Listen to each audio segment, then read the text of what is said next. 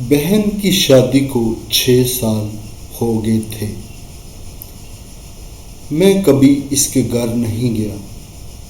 ईद हो, शब बारात हो या कोई और त्यौहार हो, मैं कभी भी नहीं गया। सिर्फ अब्बू और अम्मी ही जाते थे। मेरी बीवी एक दिन मुझसे कहने लगी, आपकी बहन जब भी घर आती है, इसके बच्चे घर का हाल बिगाड़ कर रख देते हैं। खर्च डबल हो जाता है और तुम्हारी माँ हमसे छुप छुपा कर कभी इसको साबुन की पेटी दे देती है, कभी कपड़े और कभी सर्फ के डब्बे, और कभी कभी तो चावल का थैला भी भर देती है। अपनी माँ को बोलो, ये हमारा घर है, कोई हेरात सेंटर नहीं। मुझे बहुत गुस्सा आया। मैं बड़ी मुश्किल से खर्च पूरा कर रहा था और माँ सब कुछ बहन को दे देती है।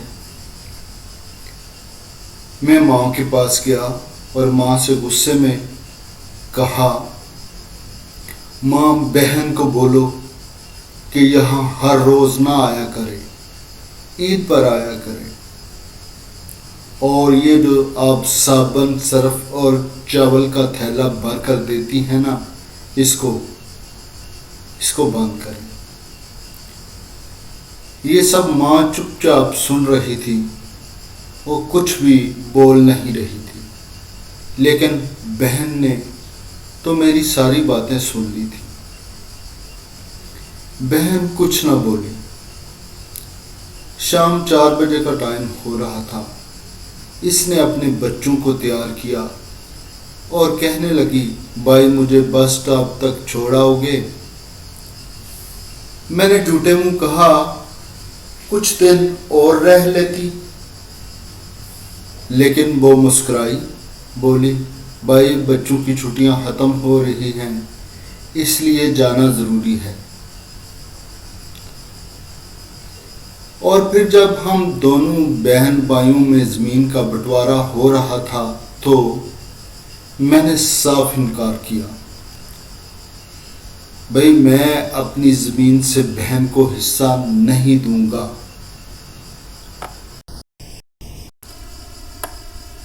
बहन सामने बैठी थी, वो खामोश थी, कुछ ना बोली। माँ बोली, बेटी का भी हक होता है, लेकिन मैंने गाली देकर कहा, कुछ भी हो जाए मैं बहन को हिस्सा नहीं दूंगा। मेरी बीवी भी इसको बुरा भला कहने लगी। वो बेचारी खामोश बैठी थी।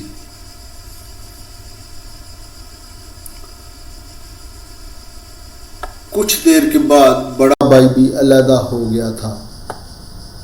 मेरे बड़े बेटे को टीबी हो गई थी। मेरे पास इसका इलाज करवाने के पैसे नहीं थे। मैं बहुत परेशान था। 3 लाख रुपया कर्ज भी ले लिया था।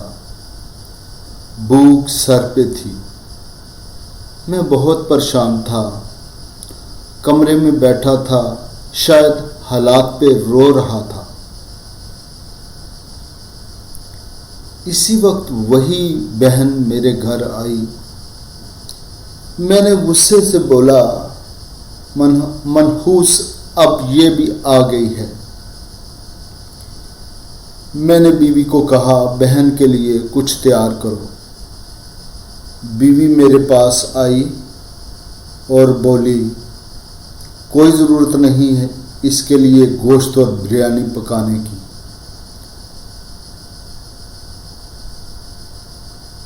मैं बोला, ठीक है। मैं अलग कमरे में बैठा था।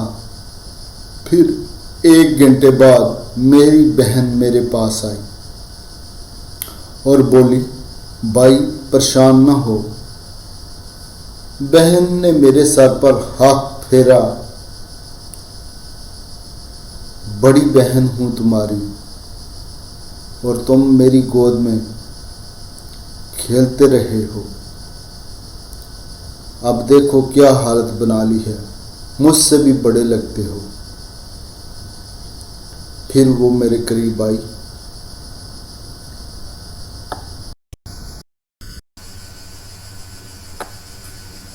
अपने पर्स से सोने के कंगन निकाले, मेरे हाथ में रखे।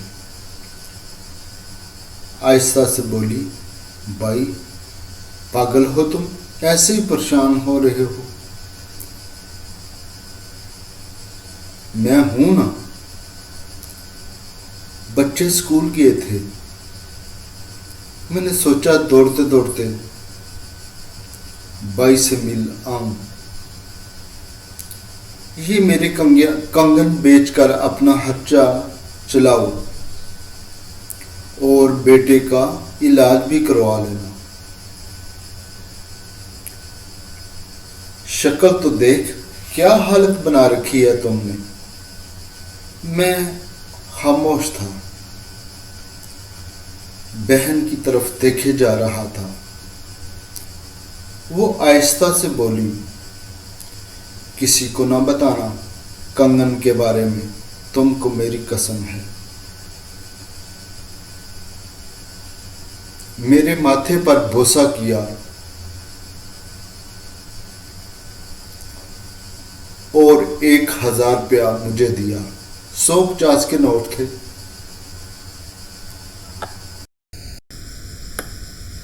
शायद इसकी सारी जमा पूंजी थी, जो उसने पता नहीं कब से जमा कर रखी थी।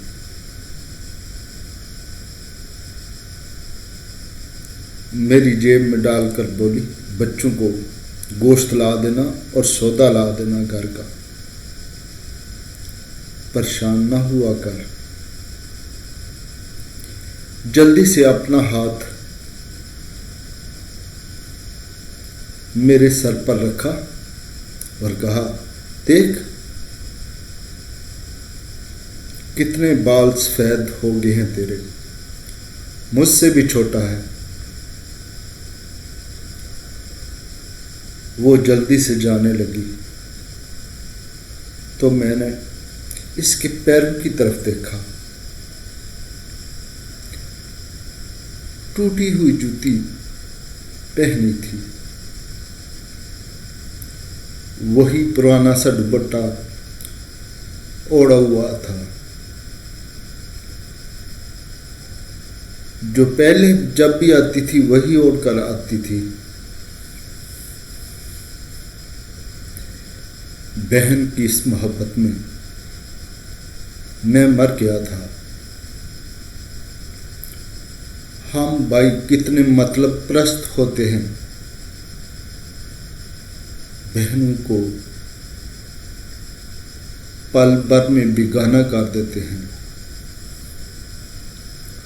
और बहनें भाइयों का जरा सा दुख बर्दाश्त नहीं कर सकती।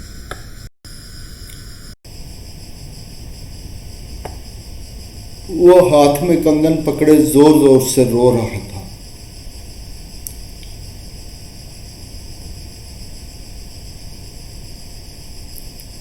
इसके साथ मेरी आंखें भी नम हो गई थी और मैं सोच रहा था, खुदा जाने अपने घर में कितने दुख सह रही होगी। इसलिए मैंने यही नतीजा अहस किया कि हर इंसान को अपनी बहनों के पास कुछ देर के लिए बैठ जाना चाहिए